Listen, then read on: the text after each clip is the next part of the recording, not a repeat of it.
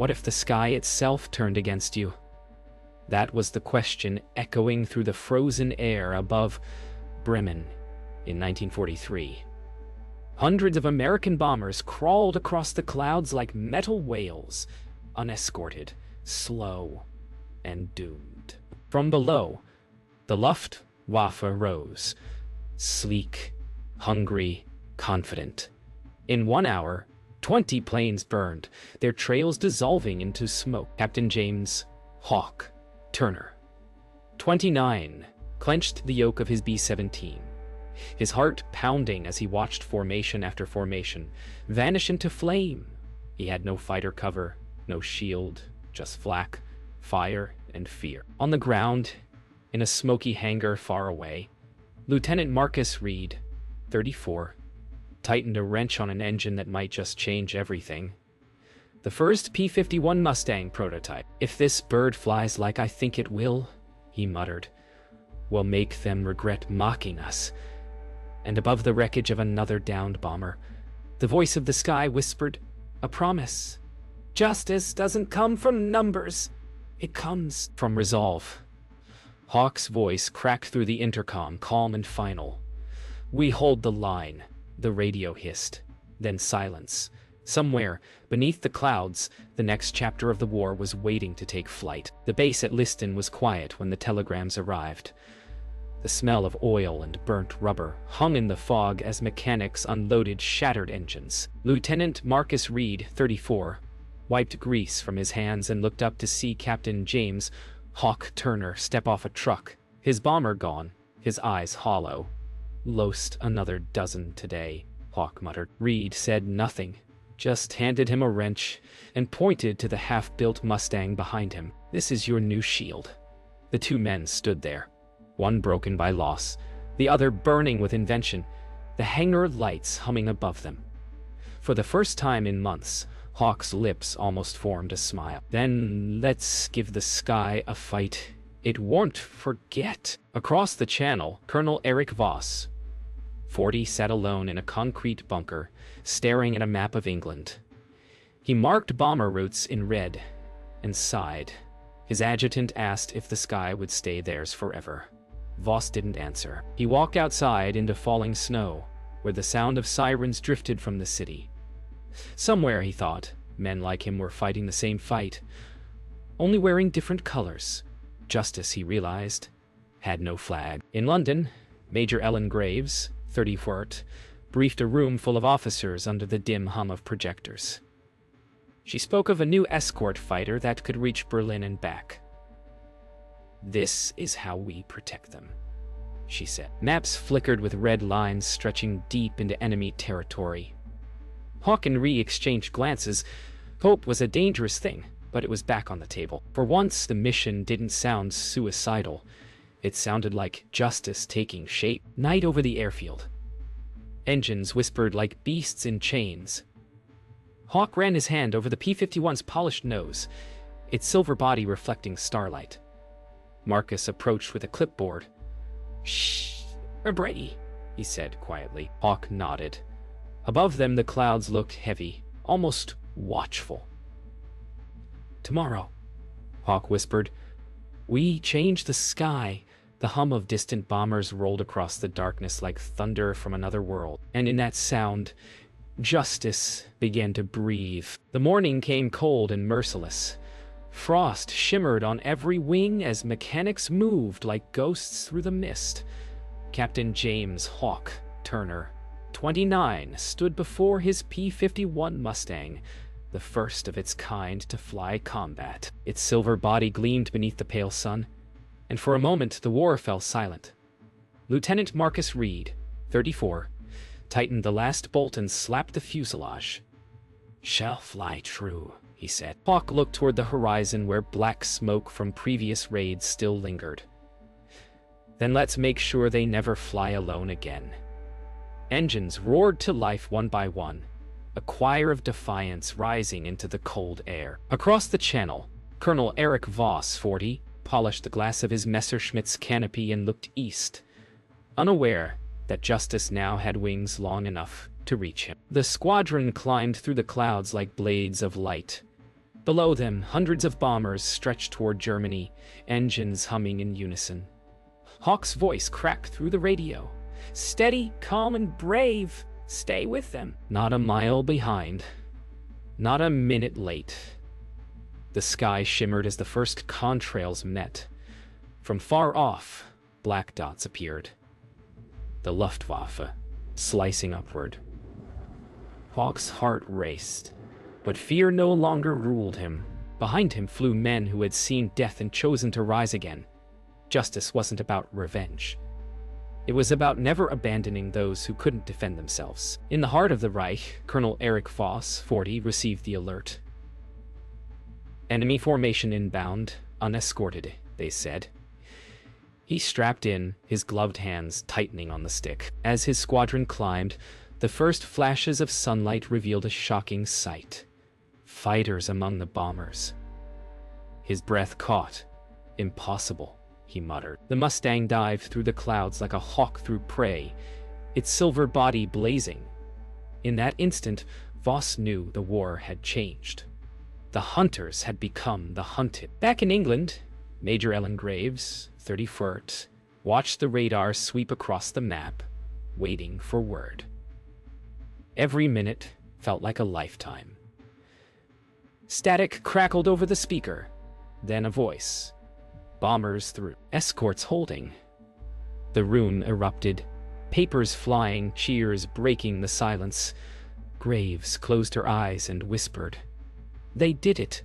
She looked at the sky through the window, a single tear tracing her cheek. For the first time, the mission hadn't ended in mourning, but in hope. Over Germany, the sky turned into a ballet of justice and fury.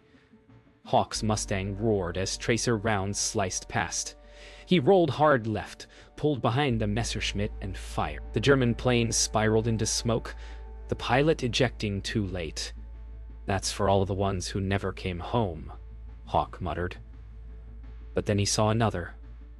Voss, 40, diving straight toward him. Their eyes met for an instant across the roar of engines. Two men bound by duty, split by cause. The duel began. Swift, silent, and breathtaking. The duel began at 20,000 feet. Captain James, Hawk Turner, 29, gripped the control stick as the world shrank to two planes, his and Colonel Erich Voss. Both men flew with precision born of loss. The radio was silent. No words could live here. Hawk rolled through sunlight, his silver Mustang flashing like a blade, while Voss's Messerschmitt twisted above him in a cruel dance. Every loop and dive was a heartbeat closer to death. Down below, the bombers rumbled on toward Berlin untouched. Hawk felt it then. This wasn't a battle for glory, but for every nameless crew that once fell without protection. When his gun sights aligned, he hesitated. He could see Voss's face, calm and tired. Justice demanded strength, not cruelty. Hawk pulled away, letting the sky choose its own silence. Colonel Voss, 40, descended alone through the fading clouds, his heart heavy. He landed on the frozen airstrip to the sound of distant sirens. His ground crew rushed forward, but he waved them off. "He could have finished me," he murmured. The mechanic stared, unsure if he'd misheard. Voss removed his gloves and looked to the sky where vapor trails still lingered. For the first time, he saw not enemies, but equals. The war had fed men like him lies about honor and victory, but what he had faced up there was something purer. Restraint, mercy, and justice in flight. At Liston, the hangar doors creaked open as Hawk, 29, returned. His landing gears screeched against the tarmac, his Mustang dented but alive. Mechanics ran forward, cheering. Marcus Reed, 34, stood apart, arms crossed, relief softening his eyes. "She brought you home," Marcus said. Hawk climbed out, his hands trembling. "She did more than that," he replied. They both looked toward the sky, now clear of smoke. The war wasn't won, but justice had finally found its wings. Night fell over Germany. Anna Weiss, 26, sat in the dim corner of a bombed-out hangar, patching torn fabric from a wrecked plane wing. Her hands shook as she worked. the smell of oil and ash thick in the air. She had seen both German and Allied pilots fall today, men burned alive for flags that meant nothing to the dead. Somewhere above the ruins, searchlights probed the darkness. She whispered softly, "Let the sky be done with hate." Her quiet rebellion, a single woman choosing compassion, was a small spark against the endless night. But sparks, she knew, could start a dawn. Major Ellen Graves, 34th, read the report under the dim desk lamp. First long-range escort successful. Losses minimal. She closed the file, leaned back, and allowed herself a rare smile. Outside her window, London slept, its skyline scarred but standing. She whispered, "We are turning the tide." Yet even as victory drew nearer, she felt the weight of every name carved into her memory. Justice was never without loss. It was bought in pieces. One flight, one life, one impossible choice at a time. The snow melted into mud around the runways of Leiston.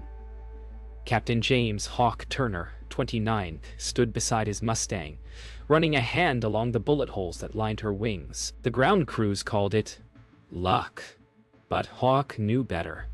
Luck was for gamblers, not for men who carried ghosts. Lieutenant Marcus Reed, 34, approached with a thermos of coffee and eyes that had seen too many dawns. "Berlin's next," he said quietly. Hawk nodded without looking up. "Then Berlin will learn what it means to see us coming." Yet beneath his defiance lay doubt. He wasn't sure anymore if bringing justice meant ending the war, or just prolonging the pain. Over the channel, engines roared like thunder as the squadron flew east. Below, frozen seas glistened like mirrors of steel. Hawk led from the front, the sky clear and endless, his heart heavy. The radio crackled with voices of young pilots, some barely old enough to shave. "Keep tight formation," Hawk said softly, his tone more prayer than command. Clouds opened ahead, revealing the dark sprawl of Berlin, a sleeping beast waiting to wake. He knew the cost that awaited them, but justice, once set in motion, could not turn back. Colonel Eric Voss, 40, was summoned to a command tent outside Berlin.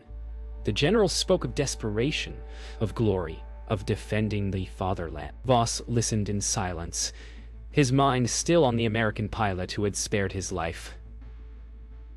"If you face him again," one general barked, "you finish it." Voss saluted, but his heart refused. He stepped outside into the cold wind. The sky overhead thundered faintly, the sound of justice approaching on silver wings. "No," he whispered, "I will not finish it. I will end it." Anna Weiss, 26, carried a bucket of water through the bombed streets of Berlin.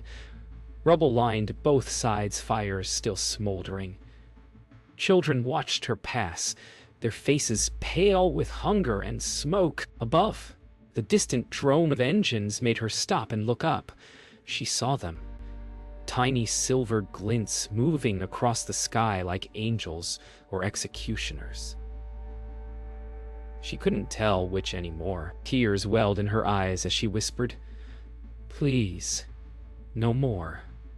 But war doesn't stop for prayers. The sirens began to howl. The bomb bay doors opened above Berlin.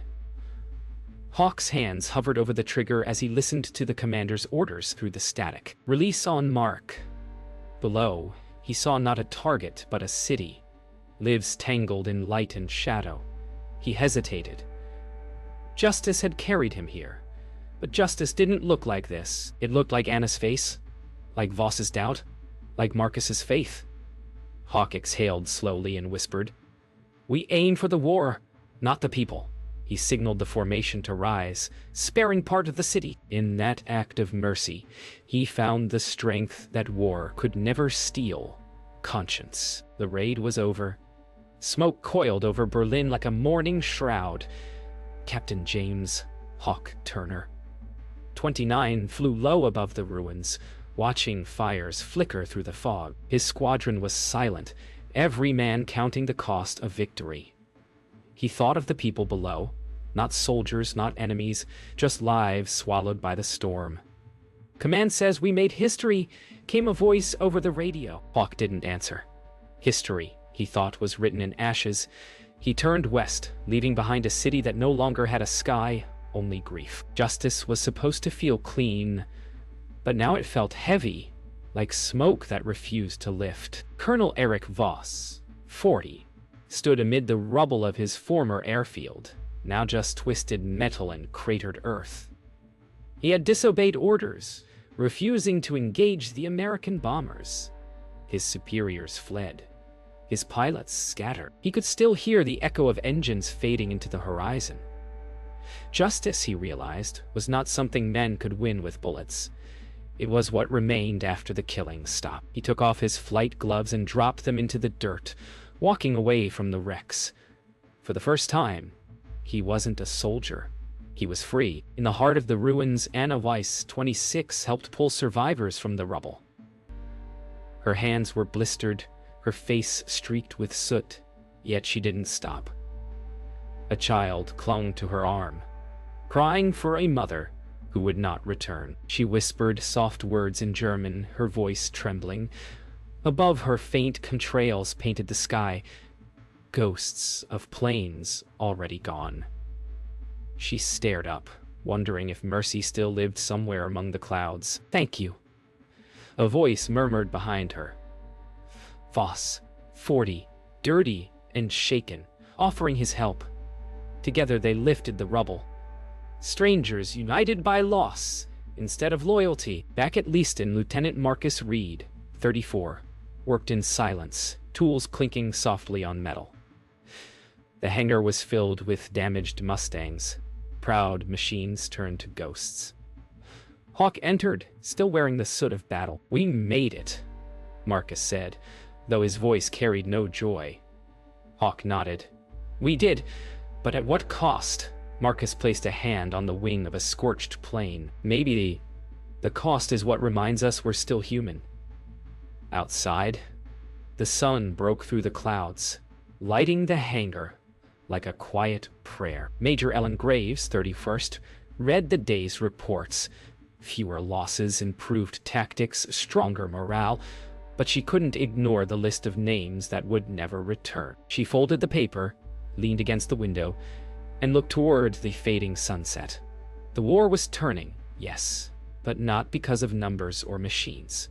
It was turning because of men and women who had chosen mercy over madness. "That's how justice wins," she whispered, "one soul at a time." The snow returned, soft and relentless, falling on a wounded land.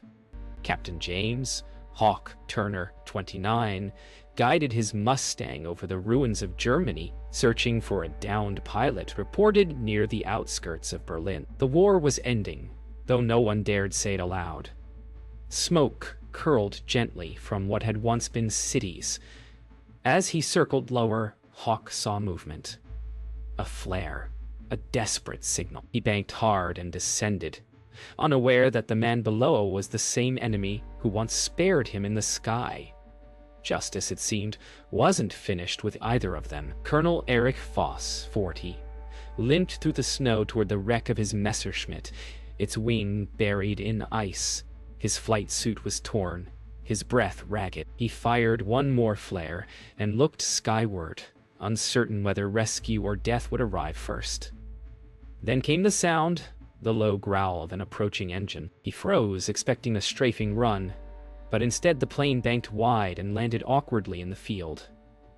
The pilot stepped out, pistol in hand, and for a long moment, neither spoke. Two soldiers, two ghosts of the same war, staring across a white wasteland. The wind howled as Hawk lowered his pistol. "You're Voss," he said quietly. Voss nodded. "And you didn't finish me when you had the chance." Hawk managed a faint smile. "Guess that makes us even." They sat by a broken wing, sharing a ration of water while the snow thickened around them. "I was told justice was victory," Hawk murmured. "But up there, it felt like something else."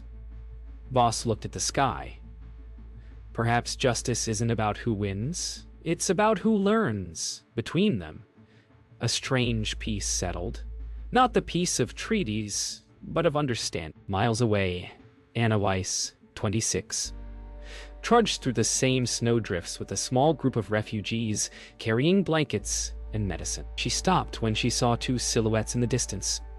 Two men, one American, one German, sitting together beside their fallen planes. For a moment, she simply stared, her breath catching in the cold air. "So it's true," she whispered. "The war is dying." She turned to her companions. "Come, let's help them." For the first time in years, the sound of approaching footsteps didn't mean fear. It meant hope. Major Ellen Graves, 31, received the transmission just after dusk. Contact made with German pilot. No hostility. Assistance rendered. She read it twice, unable to believe what it meant. The war that had devoured millions was finally gasping its last breath, and it ended not with fire, but with mercy. She turned to Marcus Reed, 34, who stood beside her in the radio room, listening to the faint static. "It's over," he whispered. Graves nodded slowly. "No," she said, "it's beginning." Outside, the snow fell softly, covering the world in white, as if forgiving it. The sun broke through for the first time in weeks, scattering gold across the frozen fields. Hawk, 29, woke beside the wreckage, his body stiff, but his heart strangely light. Colonel Eric Voss, 40, was already awake, tending a small fire. Around them, Anna Weiss, 26, and the refugees huddled in silence. For the first time, the air carried no sound of war, only wind, only breath. Hawk looked to Voss and said softly, "We're both still here." Voss smiled faintly. "Maybe that's what winning looks like." They shared a quiet laugh that turned to steam in the cold. Two enemies turned survivors beneath a sky learning how to forgive itself. Days passed. Allied patrols finally reached the crash site. Hawk stood as the soldiers approached, hands raised in peace. Voss did the same. No shots were fired. Instead, the sergeant saluted and said, "Orders are to bring everyone home." Hawk turned to Voss. "Home," he echoed. The word felt foreign, like something from before the world broke. As they walked toward the waiting jeeps, Hawk glanced once more at the horizon where their duel had begun. The sky was clear. No trails, no fire, no vengeance. Just the promise that justice could heal what war had torn. In a quiet London hospital, months later, Hawk recovered slowly. Bandages covered his shoulder, but his mind carried heavier scars. Marcus Reed, 34, visited often, bringing sketches of new aircraft and news of peace treaties. "They're rebuilding," Marcus said, handing Hawk a folded photograph. "The Mustang gleaming on the runway again." Hawk smiled weakly. "You built her to protect life, not to end it." Marcus nodded. "That's the justice I wanted." For the first time, Hawk believed it too. Far away in Berlin, Anna Weiss, 26, walked through a marketplace rebuilt from rubble. Children ran between stalls, laughter replacing sirens. She stopped at a fruit stand where Colonel Eric Voss, 40, now helped distribute food for the recovering city. He saw her and smiled, a quiet, human smile. "Strange," he said, handing her an apple. "The world feels bigger now that it's not burning." Anna nodded, eyes bright. Because people finally see each other. Around them, the city breathed again. The ghosts were fading, and something tender had taken their place.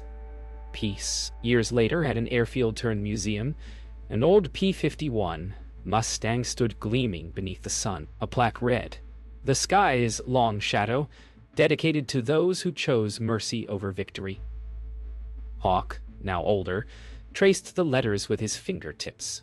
Marcus, Ellen, and Anna stood beside him, their faces aged but peaceful. He looked up to see contrails stretching across a blue sky, clean, distant, and free. "It wasn't the planes that changed the war," Hawk said softly. "It was the people who remembered their humanity." The wind rose, gentle and endless, carrying the last whisper of justice through the open sky.